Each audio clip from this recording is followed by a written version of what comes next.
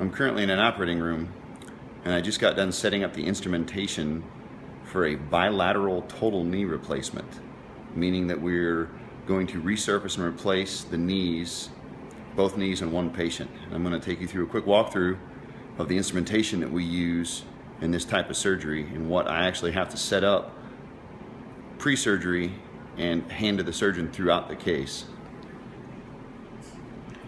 This is the start of my back table, and as you can see, there's a large variety of instrumentation as my second back table. From here, I have my sponges, my variation of blades, saw blades, sutures, some of the basic instrumentation we use. There are some of the knives we use. These are my power tools, my jigsaw, my power drill, my power saw, and my needle driver. Here you have some of the basic retractors, basic instrumentation that we'll use. These are for the computer planar array, so the computer can see and help measure and guide the cuts in the joints. And these are the different sizes for the cuts that they'll make on the tibia and the femur. You can see there I have a 3, 4, and a 5. We don't know yet what size we're actually going to use, but when the patient is x-rayed, they get kind of an educated guess. So we'll use one of those 3. This is just my suction irrigator, what we use to clean the wound, debride anything out of there.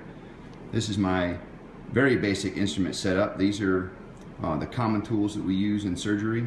There's a variation of all different things for all different parts of the process. These here are some of my drapes. Oh, check that out. My cement that I'll mix for what we cement the implants in with. These are some of the drapes that we'll use. And then of course these are some of my spacers and other parts we use to trial what we're going to put in, the stems that we're going to put in for the patient, the various sizers. And these are our different trays, and as you can see there are several. And then this here is just my Mayo stand that I'll work off of once we get going. These are my drapes, and these are the gowns that we'll wear during surgery, but I'll actually work off this. And the patient will come in and they will be on this bed here.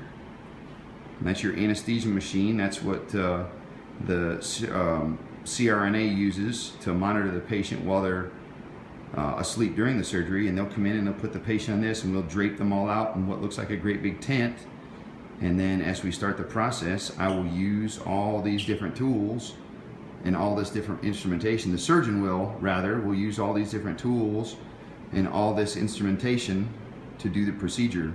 And I'm responsible for maintaining this sterile field, making sure that all this stays clean, making sure that we don't have any type of contamination, and making sure that the surgeon has available every single thing that he needs to carry out this entire procedure. So I have to know the names and functions of all this different instrumentation, and I have to have it ready for him to use, and I have to have it on hand throughout the entire surgery.